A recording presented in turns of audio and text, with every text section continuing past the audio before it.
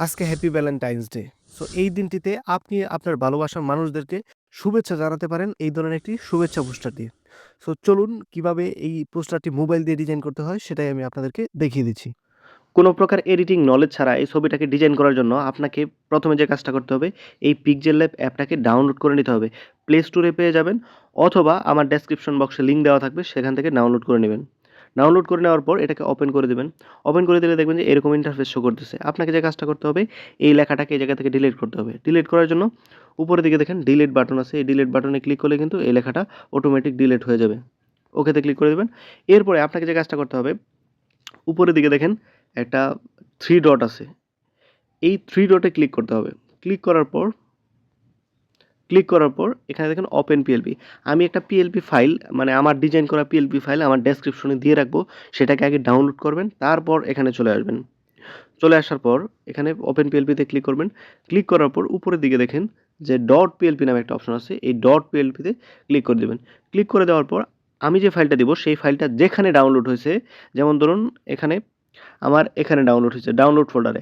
আপনি যদি আপনার ফাইলটা খুঁজতে চান তাহলে এই যে অ্যারো বাটনে ক্লিক করে আপনি যে কোনো ফাইলে আসা যাওয়া করতে পারবেন। হয়েছে এই যে দেখেন ডাউনলোড ফোল্ডার, এটাতে ক্লিক করে দিলাম এবং নিচের দিকে চলে গেলাম। ভ্যালেন্টাইনস ডে এই ডট পিএলপি এই নামে একটা পিএলপি ফাইল আছে, সেটা আপনারা এই জায়গা থেকে খুঁজে বের করবেন এবং এটাতে একটা ক্লিক করে দিবেন। ক্লিক করে দেওয়ার পর ওপেন অ্যান্ড অ্যাড এটাতে ক্লিক করে দিবেন।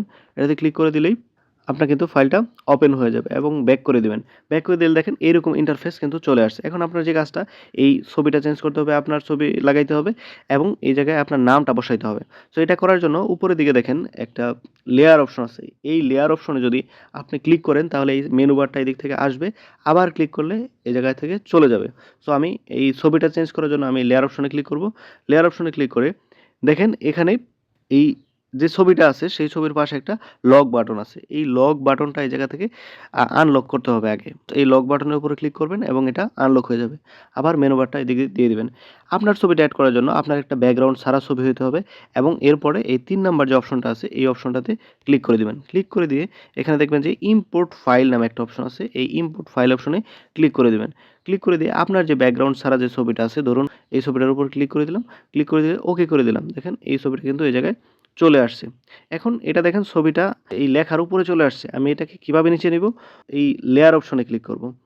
এই লেয়ার অপশনে ক্লিক করে এই ছবিটার পাশে দেখেন ৮ টা ডট আছে।